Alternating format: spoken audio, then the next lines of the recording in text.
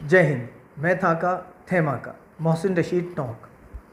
आज बात करेंगे इस बात पे जिस पे ज़्यादातर इंडिया के कुछ मीडिया हाउसेस बात करते हैं, कोरोना वायरस में भी हिंदू मुस्लिम एंगल।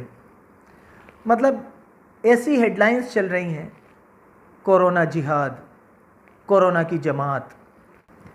ऐसी हेडलाइंस को जब मैं टीवी पे देखता हूँ तो मुझे हैरानी होती है कि जिन न्यूज़ एजेंसीज़ को एडमिनिस्ट्रेशन से सवाल करना चाहिए वो मुसलमानों को एडमिनिस्ट्रेशन की ढाल बना के पेश कर रहा है। 13 तारीख तक गवर्नमेंट के एडवाइज़री में ये था ही नहीं कि कोरोना वायरस जो है वो जान के लिए इतना बड़ा ख़तरा है। मौलाना साद साहब का जो बयान टीवी चैनल्स पे दिखाया जा रहा है वो 18 या 19 तारीख का है, जब तक तो ख़ुद पीएम ने भी नहीं कहा था कि घरों में रहिए।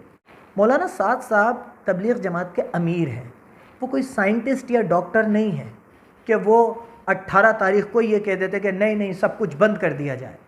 वो एक रिलीजियस प्रीचर हैं, वो एक धर्म गुरु हैं। उन्होंने जो बात कही उनके धर्म को देखते हुए कही। उनकी नज़र में कोरोना वायरस इतना बड़ा ख़तरा नहीं था जैसे 13 तारीख तक नरेंद्र मोदी जी की नज़र में नहीं था, जैसे 1 मार्च तक हिंदुस्तान की गवर्नमेंट की नज़र में नहीं था, जो उन्होंने सारे लोगों को हिंदुस्तान में आने दिया। तो असल में गलती किसकी है? अगर मैं नरेंद्र मोदी जी की जगह होता तो मुझे क्या करना चाहिए था? अगर आप होते तो आप क्या करते? मुझे पता है कि एक सेंसिबल, थोड़ा सा भी सेंसिबल इंसान ये करता कि पहले वो सारे धर्म गुरुओं को लॉकडाउन करने से पहले वो सारे धर्म गुरुओं को अपने कॉन्फिडेंस में लेता, उनको बुला के एक मीटिंग करता कि आप अपील करिए कि लोग अपने अपने घर चले जाएं। और वो अपील कब करते? जब आप उन्हें इस वायरस की सीवियरनेस, इसके ख़तरे का अंदाज़ा बताते। नरेंद्र मोदी जी को पहले धर्म गुरुओं को बताना चाहिए था कि ये ख़तरा इतना बड़ा है। उन्होंने पहले आके 1 दिन का लॉकडाउन बताया, तो आप और मैं समझ सकते हैं कि उनकी नज़र में भी ख़तरा कितना बड़ा होगा। तो जब देश के पीएम को ही अंदाज़ा नहीं था तो मौलाना साद साहब को कैसे अंदाज़ा होगा? दूसरी बात, मुझे हैरानी उन मीडिया हाउसेस के ऊपर होती है जो इस ख़बर को ऐसे दिखा रहे हैं जैसे निज़ामुद्दीन मरकज़ में तो लोग आए ही ये सोच के थे कि यहाँ से कोरोना लेके जाना है और पूरे देश में फैला देना है। ये तो अल्लाह का शुक्र है कि कोरोना चाइना से निकला है।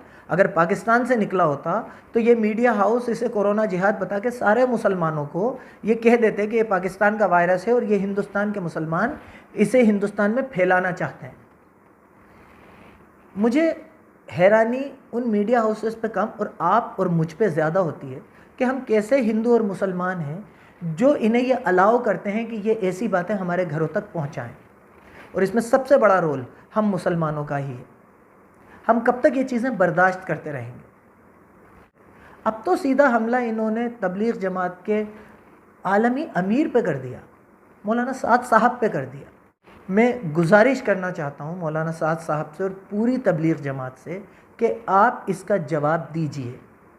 ये मीडिया हाउसेस ऐसे नहीं हैं जिन्हें इल्म नहीं है कि क्या हो रहा है।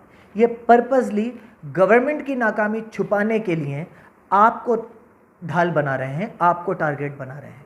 अगर निज़ामुद्दीन में 2,500 लोग थे तो क्या नरेंद्र मोदी जी को इंटेलिजेंस के थ्रू ये अंदाज़ा नहीं था, ये इन्फॉर्मेशन नहीं थी कि निज़ामुद्दीन मरकज़ में 2,500 लोग हैं, वो जाएंगे कैसे? और अगर वो नहीं भी जा रहे थे तो हमने कई मस्जिदों के वीडियो देखे हैं जब पुलिस डंडा लेके खड़ी हुई और लोगों को मार रही है नमाज़ पढ़ने के बाद। क्या सरकार इतनी पंगु है कि एक मरकज़ को, एक 2,500 लोगों के जत्थे को वहाँ से निकाल नहीं पा रही थी? लेकिन इन्हें गवर्नमेंट की नाकामी का ठिकरा आपके सर पे फोड़ना है।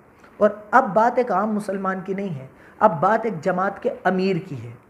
अगर हम अब नहीं बोले तो हम हमेशा ही ऐसे ही दूसरों की नाकामी का ठिकरा अपने सर पे फोड़वाते रहेंगे।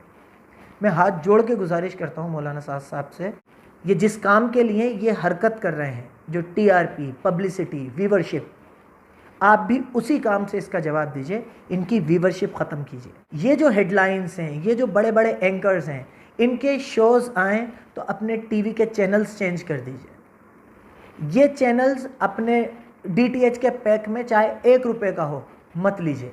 अगर मौलाना साद साहब पूरी तबलीग जमात से ये अपील करेंगे, सारे मुसलमानों से अपील करेंगे कि ये चैनल्स जो ये दिखा रहे हैं कि तबलीग जमात एक कोरोना की जमात है, निज़ामुद्दीन मरकज़ कोरोना फैला रहा है हिंदुस्तान में, आप अगर ये अपील करेंगे तो कई करोड़ लोग, हिंदू और मुसलमान सब जो आपसे मोहब्बत रखते हैं, वो इन पैक्स को, इन चैनल्स को अपने डीटीएच के पैक में लेना ही छोड़ देंगे, इनके चैनल्स देखना बंद कर देंगे, इनके अखबार लेना बंद कर देंगे। मैं हाथ जोड़ के गुजारिश करता हूँ, अब जवाब दीजिए। ये वक्त जवाब देने का है, बर्दाश्त करने का नहीं है। और इनको जवाब इन्हीं की लैंग्वेज में दीजिए। कानून में रहते हुए हम जैसे इन्हें जवाब दे सकते हैं वो जवाब दीजिए। बात आपकी अकेले की नहीं है, चाहे मैं तबलीग जमात से जुड़ा हूँ या नहीं जुड़ा हूँ, लेकिन मौलाना साद साहब मेरे लिए एक इज़्ज़त करने लायक जैसी शख्सियत हैं। मैं हर कीमत पे उनके साथ खड़ा हूँ। मैं उम्मीद करता हूँ कोरोना की इस जंग में हम सब बेहतरीन तरीके से जीतेंगे। हिंदुस्तान जीतेगा, हिंदुस्तान का हर हिंदू और मुसलमान जीतेगा। बहुत बहुत शुक्रिया। मैं था का थेमा का मोहसिन रशीद टोंक।